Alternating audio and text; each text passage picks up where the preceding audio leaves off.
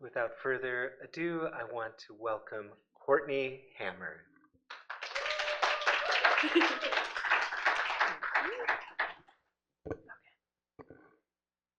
Go. Can you hear me all right? Yes. A little louder? Okay, let me scoot in a little bit. Oh, okay.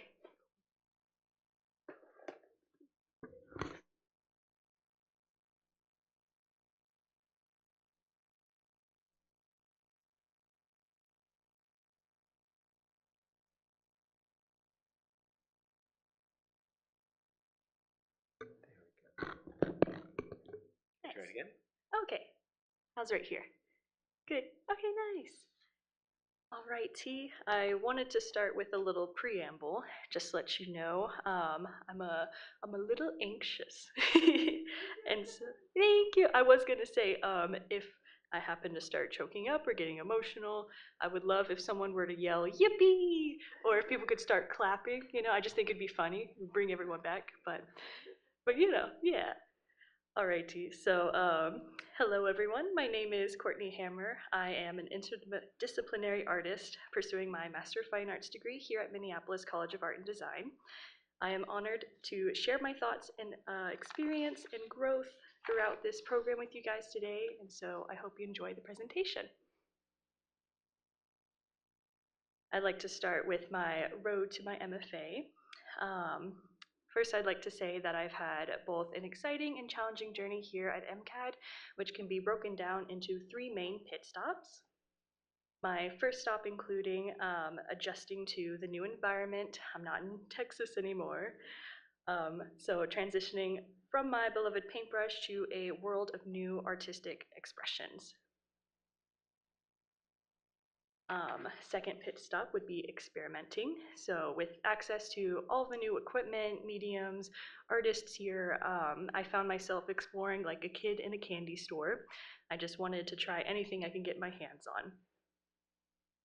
That leads to third stop, which would be honing in on my craft. So led me to my current means of expression, which I will reveal in the following slides, but from the previous one, you might have already gotten a little bit of an idea. Little car. Vroom. It goes again. When I first started my artistic career, I continued my passion for acrylic and oil painting through the University of Houston, where I received my Bachelor's of Fine Arts degree there. Towards the end of my BFA, I began experimenting with UV reactive paints, glitches, as you would call them in my subjects.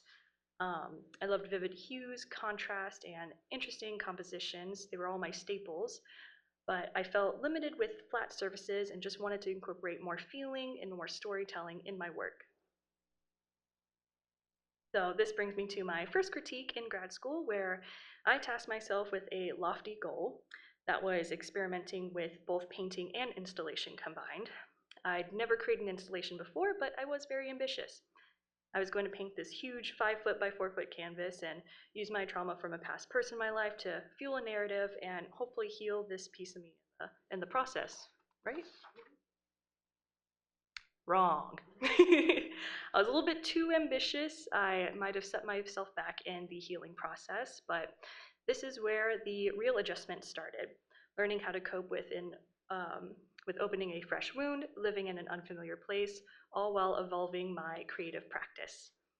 This painting hindered my ability to work in the studio. It did cause me a lot of grief outside of it as well, but I couldn't let this one hiccup derail my entire artistic career, especially not when I just started. So, there we go. I leaned on my friends, my found family. I focused on, she's laughing there. I snuck that little picture of her in there. I wanted to focus on what brings me joy, what brings me comfort. I love to bake, I love going outside. Minnesota made this very, very easy to do with just lovely weather.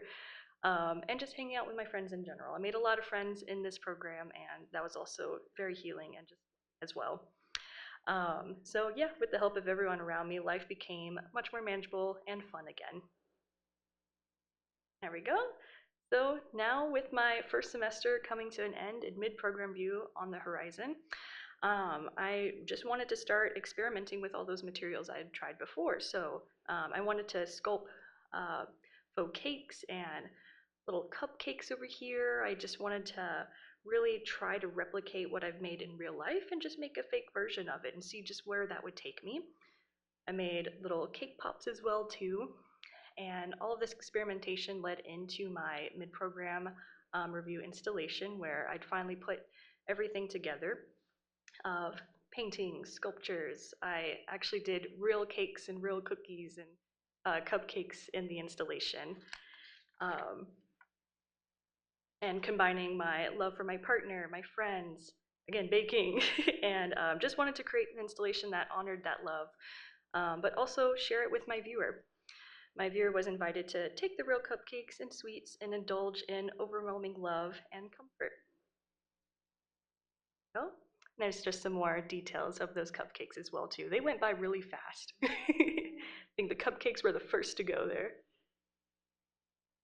But after the actual mid-program review, there was an after party, and this is where I really saw the community interacting with my work, sharing the work that I had made, and really coming together. And it was very beautiful to see that love that I created for my partners and my friends be extended to the people in the community as well. It was an offering of love and care for both myself and around one another. It just made me feel loved. It made me feel whole, I would say. And now is for the fun part, what y'all have probably been waiting for here. And that's cake. I started to realize that my practice is centered around care just as much as joy and celebration. So care for others, care for myself, and how I treat all of my pieces. But with all of the sweets created and shared, I was harming myself in the background. So, inspiration had struck, and I found myself wanting to be more vulnerable with my viewer. I've extended this care to others, but I did lose it for myself for a while. I have a condition called polycystic ovarian syndrome, PCOS, which caused painful cysts to form on my ovaries. These cysts are often triggered by stress, hormone imbalances, dairy, and can you guess what else? Sugar. And then we'll wait for that to go over here too. That's just a little bit of the process behind the scenes. I wanted to convey to the viewer the cycle I caused myself, but trying to also soothe my pain in the process. I get stressed, I consume sugar to cope, I start to feel the pain of the cyst, and maybe sugar will ease my emotional pain, and so on. This piece reveals the bodily horror going on in the background, but presents itself as inviting and exciting. It's a constant cycle as well here too. I've worked on a few iterations of this piece, but the more I add, the more real it becomes. It truly is an endless cycle. But I will always choose happiness and perseverance in the end. So in this piece here, you can see I have a smiling face, but still kind of covering, feeling trapped inside, but overwhelmingly really just wanting to share love, happiness with everyone as well too. Then we have my historical context too, so other artists around. Once I committed to bringing baking into my art practice, I searched for artists that also blend the two mediums. It was a bit difficult to find artists that weren't just making paintings of cakes or turning a chair into a cake, but here's some of the artists that I did find. Wayne Tibbett, American 1950s pop artist. What I really loved is he turns cakes more so into still lifes, and that's how he views them. He uses a palette knife to paint the canvas or frost it, and really views the repetitiveness as more of like consumerism or mass production, like commenting on those things in reality. But with Yvette Mayorga and Scott Hove, found recently, I would say here, they've adopted the frosting technique, piping plaster on both the canvas and anything else they can get their hands on. Their work strives to reel people in with the outward beauty, but keep them longer to see the true atrocities of the world. So, like Wayne Tabad, seeing the consumerism, all that stuff there, but they also see there's other atrocities like genocide, misogyny, racism, all that stuff. So. My work functions similar to theirs, where I want to draw on my viewer with sweet confections and promise them a safe space. But I also feel this need to share the hurt and pain these very sweets cause me and foster a community of empathetic and aware individuals. So, really, all I truly want is to have my cake and eat it too. Thank you, and thank you to everyone on this list. That's not everyone, but shout out to all my homies. There we go. There we go. Thank you so much. I hope you'll have a wonderful day and take all these other presentations in. They've been wonderful. Thank you.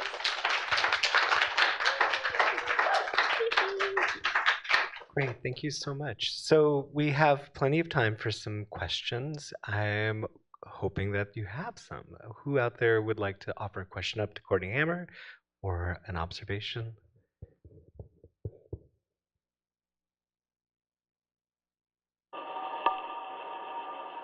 Y'all just want to eat the cake, right? I think that's what it is. Is there cake?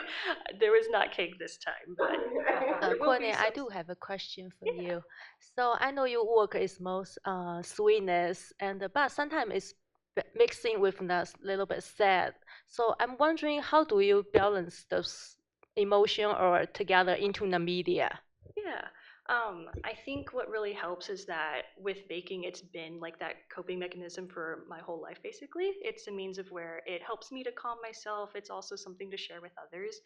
But with recently putting it in together with my work and with trauma and everything, I think it's just going back and forth between those. I think I'm still experimenting with like what is too far and what is just enough for showing the bodily horror on the inside, which was like red strings this time, but also in future ones wanting to show more of like grotesqueness in there. But it really is just a balance that I'm still figuring out myself too. Yeah. Thank you. Thank you, Shuyi. Any other questions?